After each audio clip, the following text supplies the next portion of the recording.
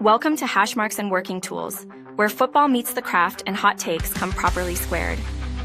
Hosts Mike McDermott and Joel Cade torch NFL game film, then grab the Masonic working tools to talk strategy, character, and the craft itself.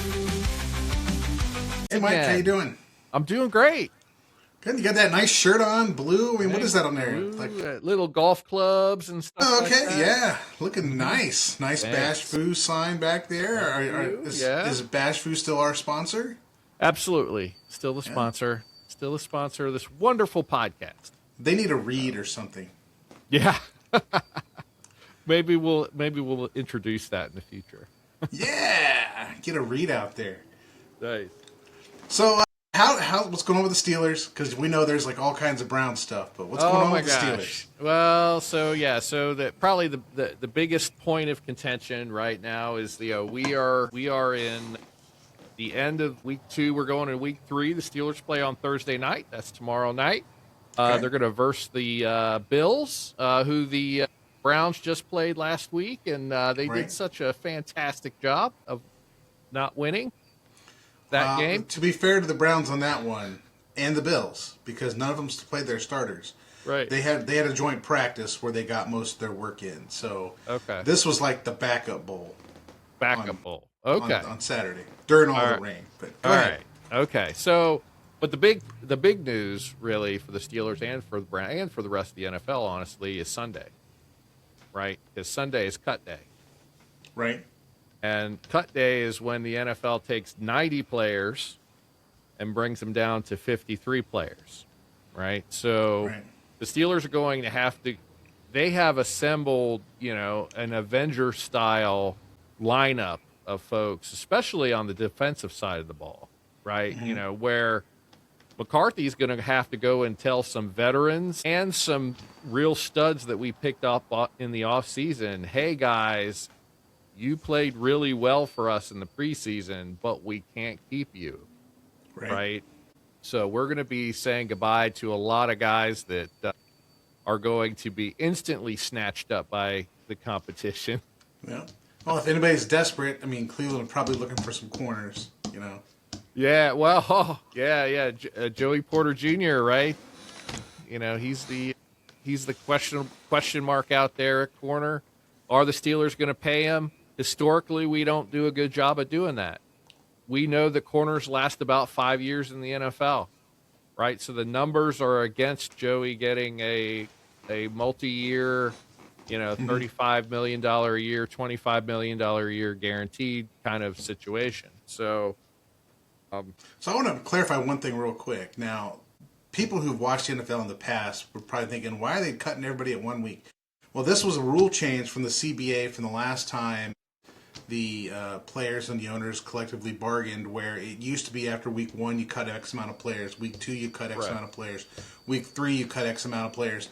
And the idea here is you keep them all in camp so that they can play in all these games, which simultaneously allows them to get a showcase, and it allows you to rest your starters through most of the preseason if that's what you want to do, as opposed to putting your starters out there or people you're probably counting on in these meaningless preseason games. So that if that seems a little unusual, because it's only been like a year or 2 that the NFL has operated like this, might be year 2, maybe year 3, I don't know, that they're actually operating like this. So instead of it being incremental, now everybody gets cut at one time, and then the chaos ensues. Because you got first round of cuts, and then teams start looking to put people on practice squads, and teams start looking to upgrade their own bottom of their roster if they think somebody who got cut can be better than somebody that's on the bottom of their roster. Then that leads to round 2 of cuts. So it starts this machine, and they wanted to do it after week 3 so as to give that extra week for teams to sort that out and to get them into their camp and able to get them up to speed before week 1. So that's what's happening. Yeah.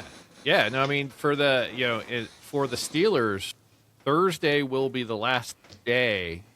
Tomorrow will be the last day that some of those gentlemen will be Steelers, right? Mm-hmm. They're going to be told to walk, and that's a big thing, and that's what we kind of changed to that process, right? Makes it a little bit more stressful, but yeah, Thursday is the last chance for all of them to ball out, right? That's the Right.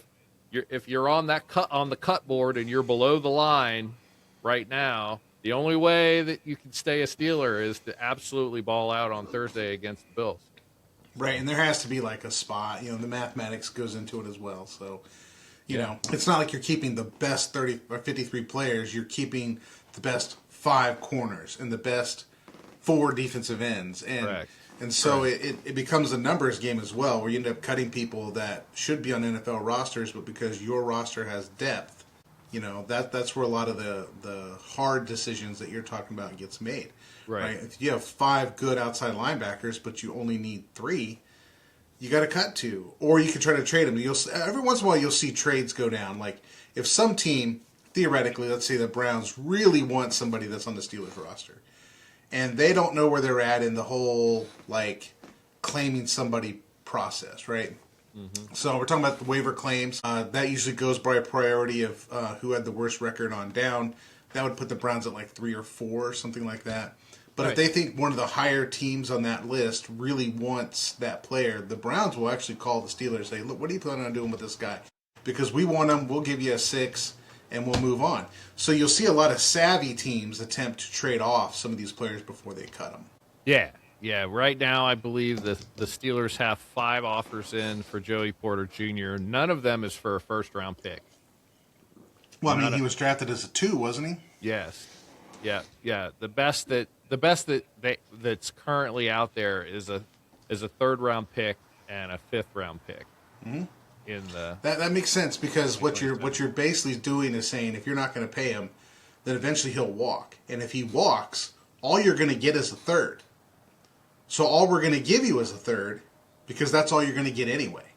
So somebody has to be willing to say he's worth more to us than a 3rd for the Steelers to get any value out of that situation. Yes. Because his value is no longer the 2nd-round pick, because he's played that contract, right? You're talking about paying a guy. So now his value, if he's a high-end person, his value is a 3rd-round pick, period. Right. So anything over a 3rd-round pick is actually like a plus. Mm-hmm. Yeah, and he's requesting to be paid as a 1st-round pick. We'll let him and his agents figure that out. My goodness. So the Steelers did well for week 1, won that game. Week 2, we got shut out by the Jets. Interesting scenario there. We had both of our new quarterbacks in, and there was a lot of not crisp route running that caused the crisp quarterback throws to get overthrown or underthrown and stuff. So there was a lot of that going on. Yeah. A lot of timing. Drew Allard looked pretty comfortable in the pocket, and kind of moved through the pocket. And he's clearly not my dog's running up to say hi.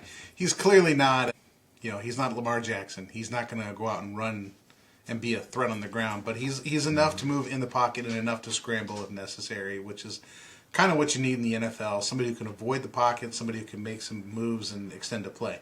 So he looked pretty good against threes. I mean, I don't say that to be mean, but like, you play the competition you got, So, I mean, he looked decent. I mean, it's not like he looked bad. And it's not like you guys are out there game planning to beat the Jets, right? Mm-hmm. You're out there running concepts. And the Steelers' 3rd teams are running basic concepts because they don't get a lot of practice. So you're running basic concepts against the defense running basic concepts, which is why, preseason games are horrible to watch, because there's like nothing interesting happening. And the concepts you're running, like the Steelers are looking at, okay, 3rd and 9, what do we want to run on 3rd and 9? And the Steelers are like, okay, 3rd and 9, what do we want to run? That's the Steelers twice. The Jets, the defense wants to run their 3rd and 9 regardless of who's on offense. Right. The offense wants to run their 3rd and 9 regardless of who's on defense. So it's not like, it's almost not even competitive. It's just like, okay, we want to see what you can do. Yeah. We want to see what you can do.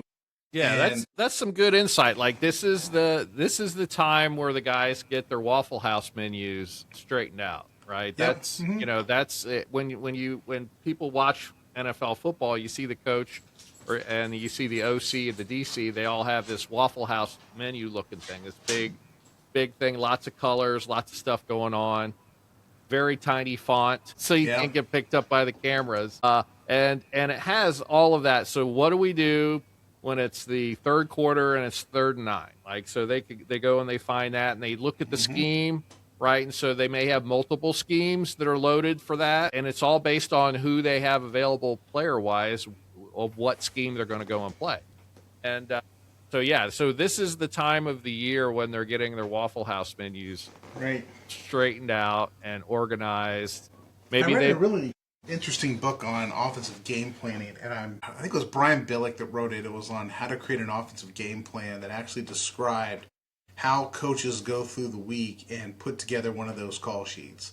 What's on the call sheet, what the information is on the call sheet. I want to say How to Make an Offensive Game Plan or Offensive Game Plan by Brian Billick, if anybody's interested in learning about what's on those call sheets and why it's there. That's the important part, why it's there. Right, exactly. Yeah, so if you didn't think that the NFL was scripted, it's absolutely scripted, and that's the script. So, they'll have, just to give, like, the average fan, what's on that situation. You'll have first down plays, right? 1st and 10, you'll have 1st and 5s, because sometimes people will jump off sides. You have 1st and 15s scripted. Like, you'll have, on 1st and 15, we like these 3 plays. After watching all of our tape, what they do, what they like to do on 1st and long, what they like to do on 1st and short, these are the plays we like against what they like to do. So it's all very game plan specific. The game plan may have 30 plays. An average NFL game plan may have 30 plays, right? And those 30 plays are distributed between those categories. 2nd and short, 2nd and 10, 2nd and 15 plus. 3rd and short, 3rd and medium, 3rd and long, and 4th down plays, 2-point conversion plays, those kind of things are what's sitting on there. And those plays, by the way, are further broken down between, 1st, 2nd, and 3rd down, short, medium, long, pass, and run. So it's not like it's just these are 4 plays. Middle of the field and red zone, right? So you play different plays in the red zone than you do in the backed up, the movement zone, and then the red zone, right? So it's very situational, and that's why it's so big. And the other thing they have on those things is always like time rules. Like, when do I call a timeout? When do I not call a timeout? When's it good to go for a 2-point conversion?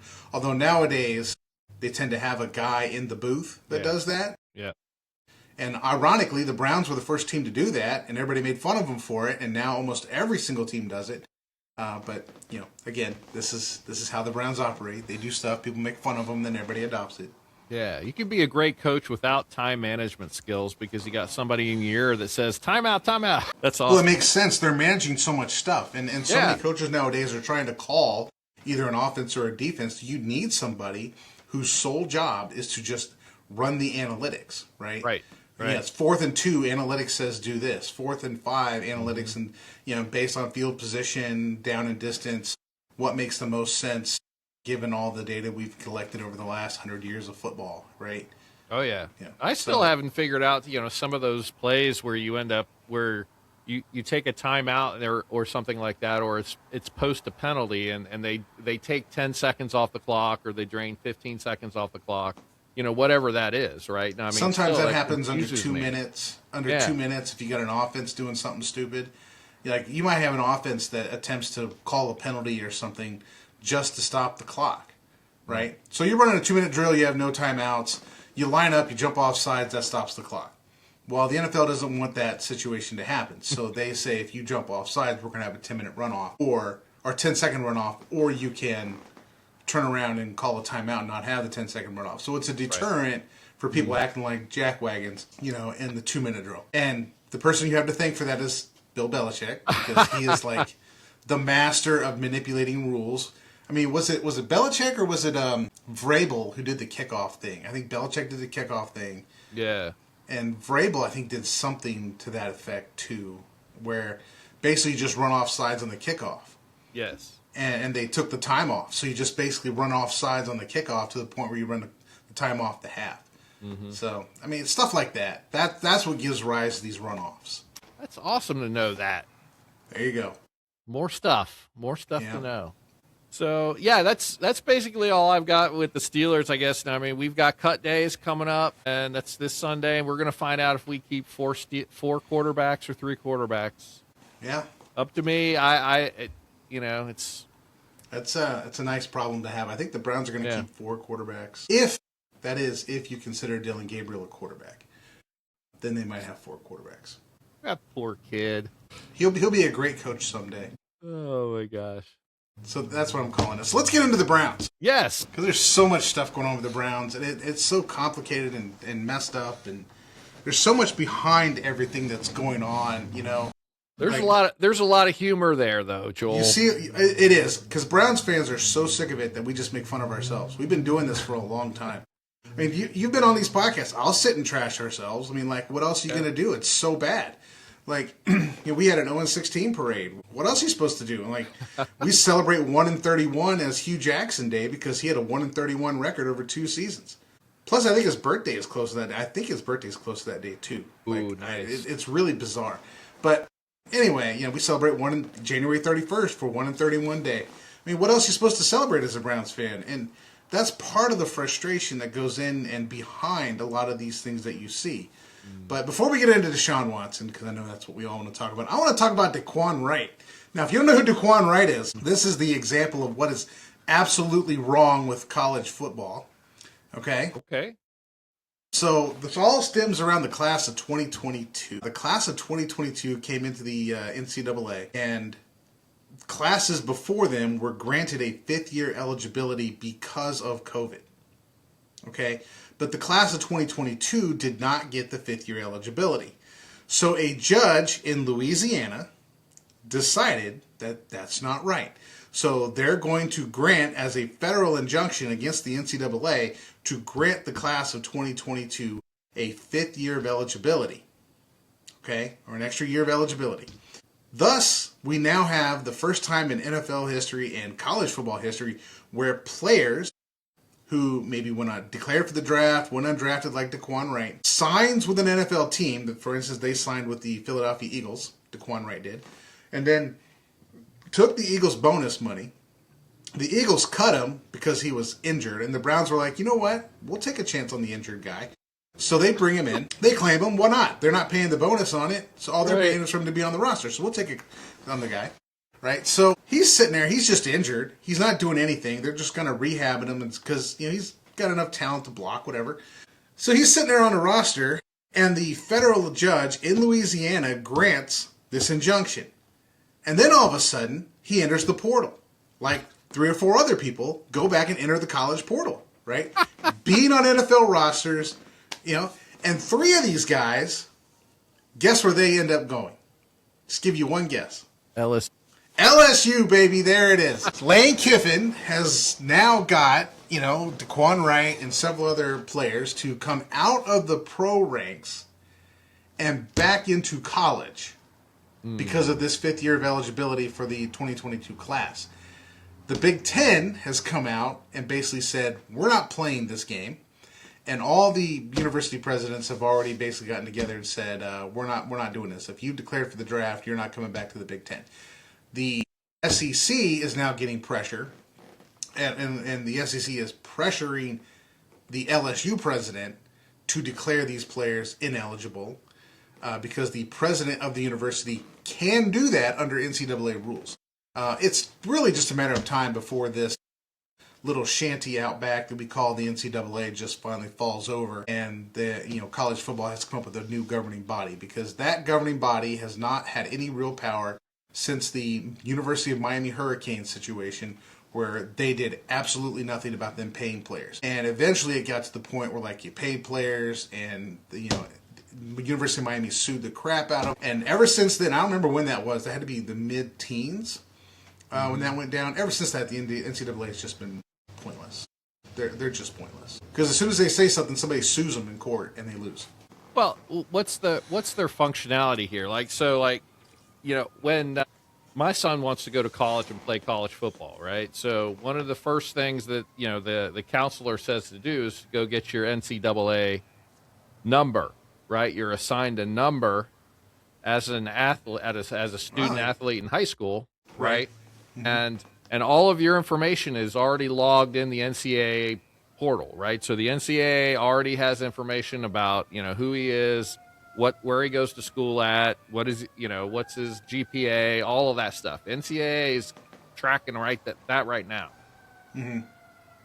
Then they go into college, right? And that's the number that the NCAA recognizes that athlete, right? It recognizes all the different things that they do, whatever team that they play for, and then they follow them as they jump from college to college and portal to portal and all that kind of jazz, right? Or if they stay with the school for 4 years, right? But then at the end of the 4 years, that last day, they graduate, that NCAA, number goes away. Like, it's gone. It's like a driver's license, you can't renew, right? That's your number's gone. And how this Daquan Wright was able to go in and leave college, have his license removed, his NCAA license removed. Now he's a pro player. And then did he go back and get another NCAA? So the court said that the NCAA must grant the class of 2022 a 5th year of eligibility. Okay? And so now his number is, I don't know those technicals of it, but he's basically eligible to play college football. And the judge was a Louisiana circuit judge and they're all going to LSU. So just putting it out there for all of us who tell me that the SEC doesn't cheat and weren't playing their players and weren't doing stuff like this for all those years, and everybody just covered it up. There's more proof that this is what goes on in the SEC. Well, that's crazy that Big Ten, Big 12, SEC, said that their players aren't going to be able to do that, right? Yeah, the Big Ten almost immediately came out and said we're not taking people. If you declared for the draft. Yeah. And you were on an NFL roster and took NFL bonus money, you're not coming back to the Big Ten. Right, I mean, does it really, I don't know if any other conference really matters outside of the Big Ten and the SEC, but... Yeah. Well, they take that money, then they come back to college to get NIL money. Right. Mm-hmm. And then they go back to the NFL and get bonus money again. Yep. Ha! What a trip. Well, this is after you extort whatever college you're at for every year to stay at the college. And you extort them, either after you take their money, then you leave anyway. Like that guy went to UCLA from Tennessee. So it's kind of the wild, wild west out there. And to answer your question, the NCAA is supposed to be the governing body that controls the situation. Correct. But every time they do something, somebody goes to court and a federal injunction tells them they can't do it. So they're basically just throw their hands up in the air and just okay, whatever. Yeah. This is why Michigan can go out and cheat, because as soon as the NCAA does something about it, they're not going to do anything about it. Yeah. Michigan will just sue them and that'll be it. And it's not just Michigan; it's any college who go out there. LSU just did it. Yeah. Well, I mean, I think the NCAA, I think their whole tower is built on media money. Right, the NCAA is built right, so that's the thing that you hear at the beginning and the end of every broadcast, right? Where it's all of these broadcast rights are owned by the NCAA and their affiliated organizations, right? Which is like the Big Ten, the SEC, yes, and all that kind of stuff. Yeah. So they own it, right? And so that's the moneymaker there, right? That's all they're there for. They're not in control of anything. They're not in control of these students and where they go. I mean, I think at one point they used to, when they gave SMU the death penalty back in the 80s, right? For stuff that, by the way, they wouldn't blink an eye at today. The SMU got the death penalty.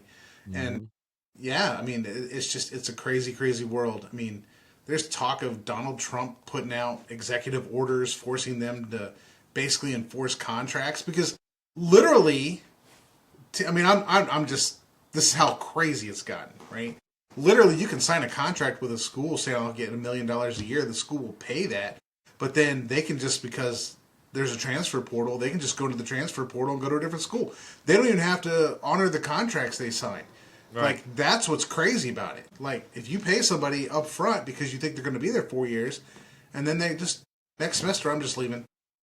Because they're students. Are they students or are they employees? They want the employee benefits while retaining the student status. And somebody's got to come in and straighten that out. Maybe they're just con men. Well, I mean, sure their agents are, because they're allowed to have agents now. So yeah. And all these schools have people who basically act like general managers who operate and control the finances of the program. and are in charge of player acquisition. So it's like the old days where the head coach would go out there and like recruit. They have a whole wing of people that do nothing but recruit. And then like, okay, head coach, you need to go talk to this guy. Like the coaches aren't even really involved anymore. It's like the recruiter calls you. Yeah, you know? I've seen a lot of that where the head coach is distanced from the recruitee, right? The student, the high school student doesn't actually talk with the head coach anymore. They talk with the manager of recruiting at Bowling Green, right? They talk to the manager of recruiting at Ohio State, right? And you know why that is, right? It's because all the NCAA rules are written about contact between coaches and prospective players. Correct. So if you don't have the coaches doing it, they can harass somebody 24/7, 365 days a year. Oh, yeah. Yes. Yep. All right, let's change subjects because, there we go. Pro players going back to college. So one of these guys were on the Browns, so therefore it made news. Nobody paid attention to any other players on any other rosters. It was, of course, the dysfunctional Browns who have these players that are going back to college because the Browns are just dysfunctional and nobody wants to be there. So I had to dispel that myth. Now, so let's talk about the Browns and their quarterback situation. Anybody who's been paying attention will have noticed that Todd Monken, well, first of all, anybody who paid attention saw Deshaun Watson come out after the last preseason game and basically complained that the fans were booing him. And Shedeur Sanders gave this sideline interview where he was basically complaining that the fans were booing him. And all the players on the sidelines were reacting to the fans booing Deshaun Watson. And mind you, in the past, Myles Garrett stood up and chastised fans for booing Deshaun Watson. So it's out there.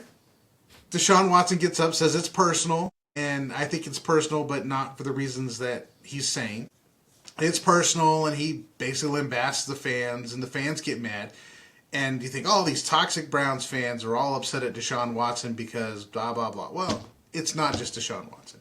Deshaun Watson currently is the laser focus of 27 years of frustration from Cleveland Browns fans, right? We had a team in Cleveland, championship team, championship caliber team. Owner takes up, moves them. They go on and win Super Bowls. They're still a good team. They're still a well-run organization. And we're left with this pile of crap that we have now as the Cleveland Browns. And, as a Northeast Ohio, football fan, you're basically just stuck with these people because sounds like that's what you got. Sounds like you want some reparations or something out of this, right?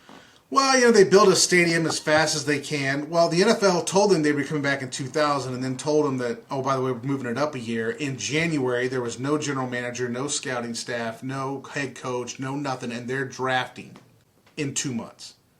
So tell me the NFL was interested in the Browns being successful, right? They're not.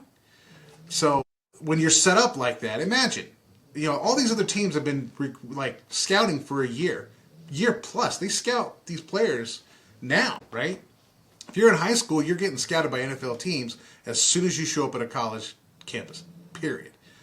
They want to know who you are. It's not like it just starts magically as soon as you declare for the draft. So anyway, that's the frustration on Browns fans, is that it's always been completely mismanaged. And then you get to a point where you've got Baker Mayfield, you've got probably the second greatest running back in the Browns' history, Nick Chubb. You've got 2,000-yard receivers in OBJ and Jarvis Landry. You got the offensive line was one of the best in the NFL. All you needed was a quarterback. You even had a defense that was really rocking too. So all you needed, the defense would be good enough to let the offense run. So all you need is a quarterback. Baker Mayfield was young, learning. They just, OBJ and Jarvis don't like Baker. They get rid of him, right? They bring in Deshaun Watson. And that's not like that was an isolated situation for Deshaun Watson. He has a whole history before he shows up to Cleveland. And when he shows up in Cleveland, he's hurt, he's suspended, he's complaining about fans. I mean, at that point, we had a team ready to win. We made the playoffs, and we had a team ready to win, and Deshaun Watson cost us a bunch of draft picks, years of losing, and then you're behind the 8 ball, and you have to rebuild, and now we're actively rebuilding the team from Deshaun Watson debacle. So that all that's behind it, all right? That's what's behind some of the fan stuff. It's the years, the laughingstock. The laughingstock situation should not be underestimated. Browns fans are tired of being the butt of everybody's joke. It's so out there all the time. This Daquan Wright thing. There are 6 people doing this, but the only people talk about are the Browns. Oh, the Browns are so terrible. Well, what about the other 5 people? Like, you don't talk about it. And on to Deshaun Watson, and I don't want to defend the guy. Okay, it just makes the joke funnier, though, doesn't it? Like that. I mean, they're leaving the Giants. They're leaving the Jaguars. Browns are so bad their players are willing to go back to college. I mean, but I would say for fans, that narrative is old. We were set up to be a joke by the rush job they did to bring us back in. We've done a not very good job. The pressure has mounted to fix it for all these years, which is extra pressure. What you need is just to build a football team. But everybody's so wrapped up and we're going to turn around the Browns that you put extra pressure on yourself. Just build a football team. Make good football decisions. You got an owner doing stupid stuff. Behind it, like, this is part of what's behind the fan situation. So it's not so much just Deshaun Watson. It's all those years of the NFL setting us up to fail and then ridiculing us when we fail and constantly making fun of us for failing. Well, you set us up to do that. But Deshaun Watson has his own history. And I think, as Freemasons, and I want to get back to the Freemason point here, I've been kind of memorizing the charges because I want to do my Schofield Society thing. And I found it interesting, one of the parts of the Fellowcraft charge is, judge with candor, admonish with friendship, and reprehend with justice. And I think we can reprehend Deshaun Watson, but we need to do it with justice. Okay? Not everything that goes on with this guy is as it seems. The NFL is an evil, evil, evil organization. Like, I like football, I hate the NFL. The NFL is just straight evil. All right? If the NFL wants something to come out, they let it come out. If they don't want it to come out, they squash it. And anybody that broadcasts NFL games, like ESPN, NFL Network, CBS, anybody, if they go off the script that the NFL PR people tell them, they get fired. Period. It happens a lot. And they all know that it goes on. So when you're doing a talk show, you cannot go off the NFL script. Okay? And whatever the NFL comes out and tells you you have to say, you have to say. Like, for instance, fans were getting really sick of the Kansas City Chiefs getting all the calls. So fans are like, oh, this crap is scripted. The Chiefs this, the Chiefs that, blah, blah, blah. Every single network that covered the NFL came out the next day with the same exact story, which is let's ridicule anybody who thinks that the NFL is scripted. That is a purposeful PR campaign, right? If the NFL wants something to be squashed, they will squash it. Justin Tucker goes out to all these massage therapy places all over Baltimore for over a decade. Nobody says a thing. They all know what's going on, but because Justin Tucker can kick 60-yard field goals and he's liked in Baltimore, they let it go on until he got too old, couldn't kick, and cost a lot. Then they cut him and brought out his history on harassing women at massage parlors. NFL owner Jed York, just this past weekend, got arrested for hiring prostitutes. We're not talking about this. Except maybe that it happened in Northeast Ohio. I was going to say. That seems to be the only thing. That's the only thing people are talking about with it. Oh, this happened up in the Cleveland area. Here's Cleveland again. We're not talking about Jed York, right? We're talking about Robert Kraft going to massage parlors all over Northeast England, looking for the happy ending, interferes with a federal investigation on human trafficking, okay? And Rich Eisen gets on the NFL Network, ha ha ha, boys will be boys, ha ha ha. So clearly, if the NFL wants that to be a problem, it will be a problem. If they don't want it to be a problem, they won't.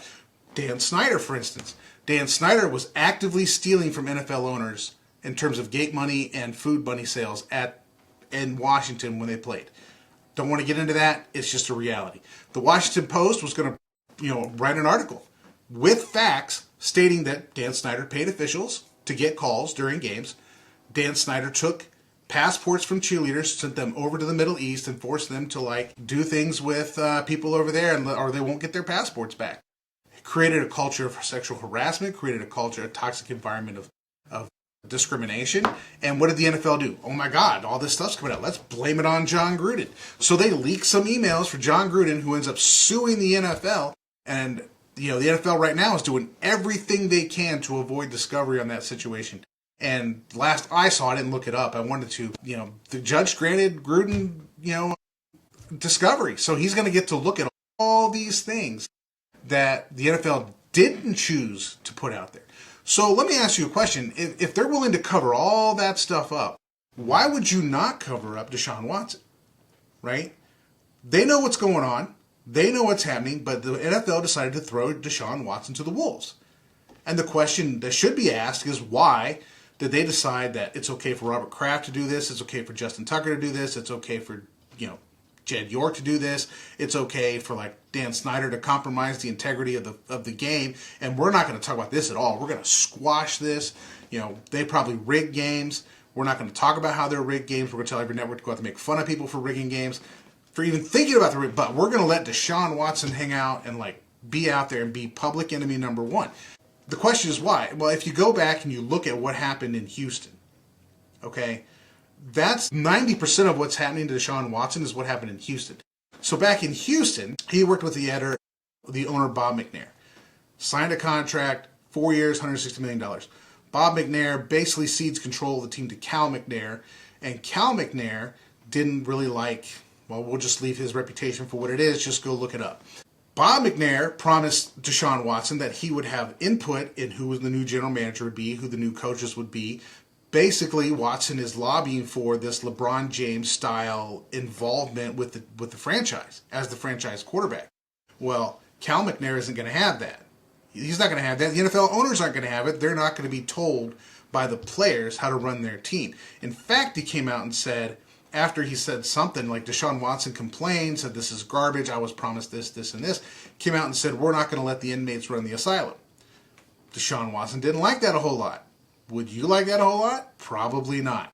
Didn't like the idea that he's being basically called an inmate by the reputation. Again, look up the reputation of these McNair owners. And took offense to it and said, I'm not playing for your organization again. And didn't. And requested a trade. Okay? So here you have Deshaun Watson, of his own accord, trying to LeBron James the NFL. Right? He's trying to basically become a partner of the Houston Texans. Mm-hmm. Trying to control LeBron James does these NFL teams, or the basketball teams. He's trying to do that with the Houston Texans, and the owners are going to fight back. They are not going to cede control of their teams to a player, and that was very clear. All right, so Watson says I'm not going to play. McNair and the owners are pretty upset. So McNair, he's out at a social event, decides to have his neighbor over. You know who his neighbor was? Mm-mm. No. So McNair's neighbor is Tony Busby. Do you know who Tony Busby is? I've heard the name. I'm not sure what. Okay, so this is a great job that the NFL PR has done. Tony Busby is a lawyer who has sued Jay-Z, Sean Combs, everybody you can think of, and his game is basically extortion. You find rich people, you trump up a bunch of stuff against them, and you extort money out of them to make them shut up. It's basically a PR attack. So McNair has his buddy Busby over, and they hatch a plan. And if you just look at a basic Chat GPT, it'll literally tell you, right here, September 2020, signed a 4-year contract. 2 months after Deshaun Watson requested a trade out of Houston, after all the fallout that comes out, Tony Busby starts drumming up, hey, look at all these sexual assault things that Deshaun Watson's doing. Okay? Starts drumming it up. Now, if the NFL wanted to squash this, they'd just squash it, right? I mean, you have owners basically interfering with federal investigations, and you hear nothing about this. Boys will be boys, right? Coming up, drumming up all this stuff. And why? How does he know? Well, he knows because the Texans owners set this stuff up for Watson. They provided rooms. They provided the massage therapists. They knew what was going on, so all they had to do was just sit there and tell Busby this is what's going on, and here's the name and address of everybody we've dealt with, and he starts calling them up. And you literally have people, before I get to that, I don't want to sound like a misogynist, I'm just saying Busby has a reputation for basically extortion. The police get involved, the police refuse to file charges against him. And I have a friend who's a lawyer, could tell me you could get a hamburger indicted if you wanted to. You throw the hamburger out there and say the hamburger did this, this, this, and a grand jury will indict him. A grand jury refuses to indict Deshaun Watson on any charges for anything related to any of this stuff. Okay? So now, but what you have is what? The PR campaign. Deshaun Watson insists he didn't do anything wrong. He's going to fight this because he wants to protect his character or some nonsense. And this PR campaign goes on. And what were the owners mad about with the Browns? So the Browns come in, right? Texans are going to trade him. The Browns come in and trade for him. And what do? They trade a bunch of draft picks. And Big money in they draft picks. guarantee him a contract and allow him to become a partner in their organization, which is exactly what every NFL owner did not want to happen. And if you remember the language back there, it wasn't Deshaun Watson's got all these accusations against him. That was the side piece. The real piece was, how dare the Browns give him a fully guaranteed contract? Because the owners, and particularly Bisciotti over there on the Ravens, who has more money than Jimmy Haslam, so I don't know why he's crying poor, saying, we don't have the money, we can't afford to pay Lamar Jackson a fully guaranteed contract. Yes, you do. You just don't want to. The NFL owners have circled the wagons, and they're going to fight off anybody like Deshaun Watson who wants to have a controlling interest or guaranteed contracts or anything that makes NFL owners' lives harder. So Deshaun Watson's the example poster child of don't get involved with LeBron James. By the way, Myles Garrett did this last year. Not last year, but the year before, right? Went on the NFL media tour, got involved with LeBron James's group, wanted to be traded. And what did the Browns do? Browns said, that's not going to happen, right? Because the Browns have to make amends to the NFL for this Watson contract. So they're not giving it to Myles Garrett. They basically force feed him to take a contract, right? But they pay him, right? But they basically force him to take the contract and get back in line. You are a player, not an owner. And then they trade him the next offseason after that whole thing slides down, and then nobody says anything about it, right? Jimmy Haslam comes out and says, well, we took a big swing and a miss with Deshaun Watson, and we're now kind of in a hole, and we're going to... And so all the NFL owners are like, okay, Jimmy Haslam's got this figured out, blah, blah, blah. He's apologized for kind of basically destroying our model of how we deal with players by giving in to Deshaun Watson's demands when he was in Houston. And now what happens? Todd Monken comes out and says, we're going to start Deshaun Watson. But the PR campaign's out there, so every Browns fan hates this guy, not because so much of the terrible stuff he does, which he is a terrible person, does terrible stuff. Let me get that out there. They're upset for the whole history of being set up to fail. They're upset that, we brought this guy in to, lead our team when we were ready to be successful and basically trashed us for 10 years, given the draft picks, given all of it, right? We have to recover out of a hole now because of this guy, and he's not played, and he's got injuries, and he's out here chastising us as fans about this crap. So Deshaun Watson gets named the starter. What is coming on the NFL Network? Now, if you watch the NFL Network, that's where you find the real NFL PR stuff. Every single segment led with Browns owner Jimmy Haslam told all of us that he had a big swing and miss when it came to Deshaun Watson and his contract, because that is what NFL owners are upset about. The contract. The willingness to let Deshaun Watson be a part of the situation, be a part of the management team. But now they're out there starting him again. And so here comes the barrage. Everybody piling on Deshaun Watson. I mean, yes, does he play quarterback? Maybe. Does he stink? Absolutely he stinks. Is the reaction to him overblown? Absolutely overblown. If this guy was this bad on Carolina, nobody would care. Okay? The issue is that the Haslams went against the owners.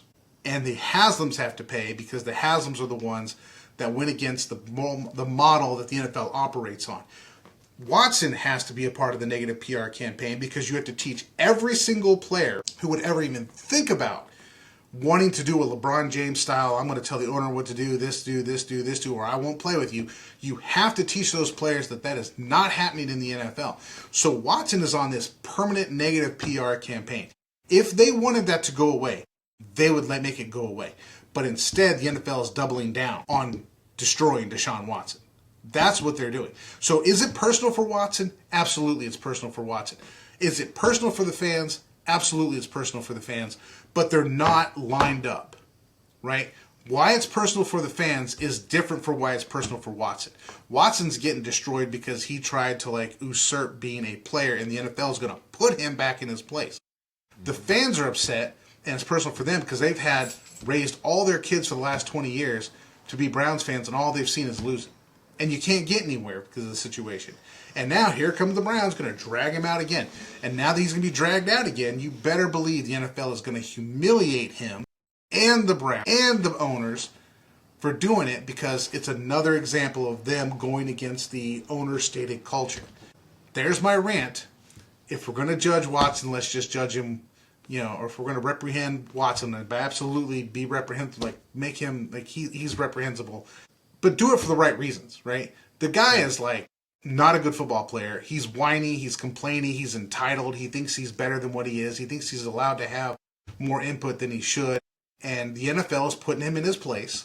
And the NFL are putting the Browns in their place by making sure that they don't get primetime slots, that they're punished in every situation they can because they guarantee this guy his contract.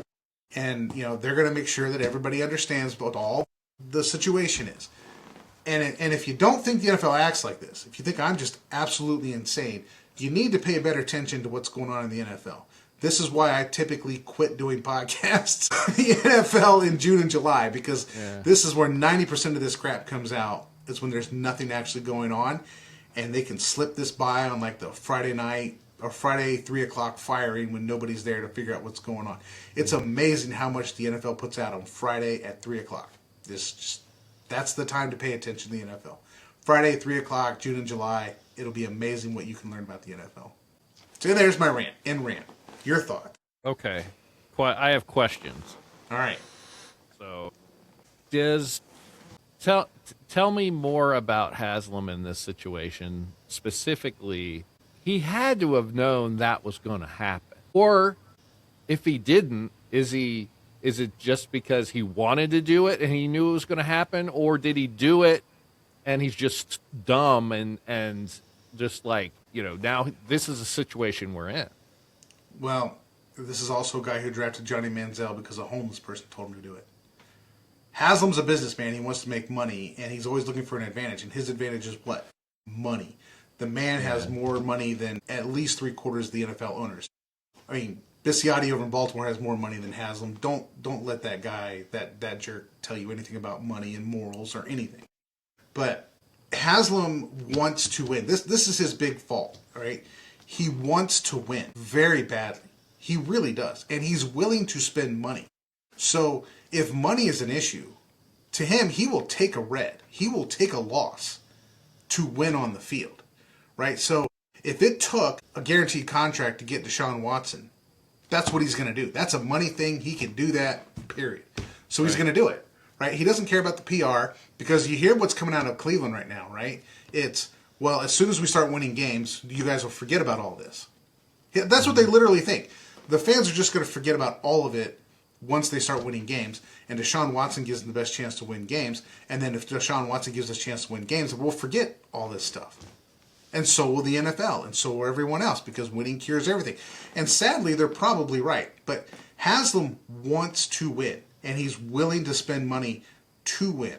The problem is he gets over-involved, doesn't let the people he's hired make decisions, and attempts to usurp the situation and do it himself. And this is a perfect example of it with Johnny Manziel, with Deshaun Watson, somebody you can promote, make money off of, and win football games. Right. Okay. So he doesn't care if he pisses off the rest of the owners. Well, and that's part of the narrative. That's part of the narrative right now. The NFL wants to bring him back in line because he's willing to outspend them. And there are owners like the Steelers owners or the Bengals, right? Mm-hmm. Whose owners are not the new wave owner that are the mega rich people that buy into a team, but they're the family owned teams that the money is the team, right? It's not some external source that you can get $10 billion from Warren Buffett and then just reinvest it into your football team. Right, exactly. Because it's not a bad business decision that was made. I mean, correct. The business decision to bring D-Watt to Cleveland was not a bad business decision. In fact, it could be said that Cleveland does these kinds of models because the Cavs did it, right? And then with LeBron, and then he moved out to L.A. It's just it was D-Watt was trying to do it in the wrong city with the wrong owner, right? And so he found that when this offer from Cleveland came, that it was going to be positive on the money side for him, plus positive from the PR side, because he wanted to get more involved in the NFL team ownership aspects and stuff. Very smart guy on that piece, not necessarily on the field, but he knew what he wanted to do. And Haslam, no, I mean, to his credit, he saw that and he went after it. But yeah, did the NFL absolutely burn the Browns down because of this? Yes, yes. And they're still burning down Watson over it. Still, yeah, to this day, they're still burning down Watson on it. He's going to be kryptonite for the rest of his term. Whether he went to Cleveland, if anybody who gave him that contract, that's who was going to do it. And it wasn't like the Browns were the only team offering the contract. There are reports out there that the Panthers were offering that same deal. That basically what it came down to was that Watson liked working with Haslam, and Haslam is a player's owner. That's also part of his problem. He's always there to support players. Haslam was out there taking a knee with his players when they're out there taking knees. Haslam was out there doing like the circle up and pray on your knees during the national anthem situation. So he's very much a player-first person because he has this model of, like the Tommy Lasorda, contented cows give better milk. If you take care of your players will take care of you. It's the old 1980s San Francisco 49ers model where, DeBartolo will take care of everything, but he expects you to win. And I think that's where Haslam was coming at it with. Like, I'll take care of all my people.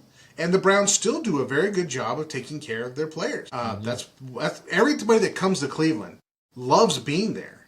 They're well taken care of. They're everything is like handled, and like it's a first class organization. You just can't win on the field, right? And they're trying, right? They're trying to get players that they think are going to be good players, like Deshaun Watson, to win football games. And at this point, we're just stuck in this limbo world where, like, the contract's still there. You can't get rid of the guy. Just Shedeur Sanders might not be good enough to play in the NFL. That could be a real thing. And Deshaun Watson may legitimately be your best chance to win football games.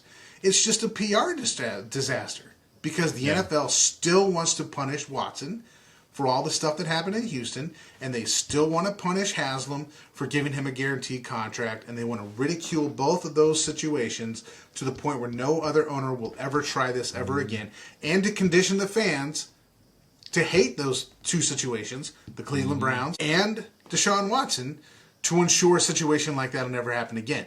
Like, look what's will happen to you if you let players have input into how we operate. This will be you. This will be your player. This will be your organization. Yep. 100% agree on both of those terms there. And I think the learning aspect from this for Jimmy Haslam was many billionaires can be more powerful than one billionaire. Right. And I think that's really the learning experience for him is that I guess when you're a billionaire, you do feel like you can do anything. Right. And you can until you have, 27 other billionaires that are going to express their discontent on you. And it's not going to be a one-time event. It's going to be for the rest of the time that you're there as owner of the Browns. Well, I mean, what Haslam needed to do and did, right, was say, we took a big swing and a miss on Watson. They put us in a hole, and he kind of admitted his sins. And Myles Garrett came out, and I want to be traded, tried to do the same thing, partner with LeBron James, try to force his way out of Cleveland. And the Browns said no. The rules are right now that this is the way it's going to be structured, this is the way it's going to happen, and they signed him to an extension. And so they kind of had to play the owner's rules, but they still paid him out the yin-yang. I mean, they paid him like a $60 million bonus to, like, break the sack record. I mean, he got paid out the yin-yang, right? Yeah. So both situations won out of that situation, and then the next offseason, the Browns traded Myles Garrett after getting basically his best season he's going to have. I can't imagine he's going to break the sack record. I could be wrong. Maybe he'll break the sack record again. Myles Garrett is a very selfish freak of nature. He could say, screw these Rams, I want to, Miles first. Can't spell Miles without me. So, but, they come out, they make amends, they do what they think they need to do to get back in the good graces of the NFL, and then they start Deshaun Watson again. Like, yeah. I mean, is it worth the hit to not start Shedeur? I'm like, that's the thing. Then you're dealing with like Deion Sanders and crap. I mean, I could see where this is just me thinking. I don't have any. I haven't thought this through. This is me thinking. I mean, maybe if you start Shedeur, you get Deion Sanders up your rear end, and he's going to try to do the same thing. So you're not starting Shedeur because you don't want to deal with, Deshaun Watson light, except Deion Sanders is a Hall of Famer, and you don't want to destroy Deion Sanders. Although I think he does a good job of that himself. But Deion Sanders was that exact same player, right? Flashy, me, get my money. I'm going to do what I want to do on my terms. No NFL owners are going to own me, blah, blah, blah. So you got two of the same thing. And what's the lesser evil? Is it Deshaun Watson and the PR hit? Or is it getting, the situation you're going to deal with once Shador starts? You got to deal with Deion Sanders and him rallying all of his media buddies, which is probably 90% of the reason why people didn't draft Shador Sanders. But Jimmy Haslam's going to draft him because, that could be good PR. Yeah, very well. Could be. All right, Joel. Well, I think we're at time. That was fun, wasn't it? I don't know. I know you really wanted to do that episode. I think it's good. I think it's just a situation, and I want to go back to what I said about the Fellowcraft charge, right? If we're going to reprehend Watson, I know this has to do with brothers, and Watson isn't necessarily a brother, but we're treating the brotherhood of mankind, right? You want to be fair about the situation. There are plenty of things to be mad at Deshaun Watson for, and by all means, be mad at him for those things. And there are plenty of reasons for Browns fans to be mad and boycott football games and not show up at home games. And by all means, do that, right? Just do it for the right reasons. Browns fans should do it because they've been screwed by the NFL since 1999, and long before that when the NFL let Modell leave. And don't like Watson because he's not a good character. He's not a good person. He's clearly shown that over and over and over again, and he's willing to, take the team's money and, crap on the team on the way out and crap on the fans because they have an opinion. They paid money to go to the game. Have an opinion. Right. Just do it for the right reasons. Exactly. Reprehend with justice. Justice. All right. Thanks, Joel, for sharing that with us today about the Cleveland Browns. I learned a lot of stuff. Hopefully you did as well. We're going to we've got Cut Week coming up on Sunday, so we'll come back next week and we'll talk about who is no longer playing for all of these teams. That'll be exciting. Thanks a lot, Joel. Thank you. Take care. We'll see you. Bye. All right. Bye.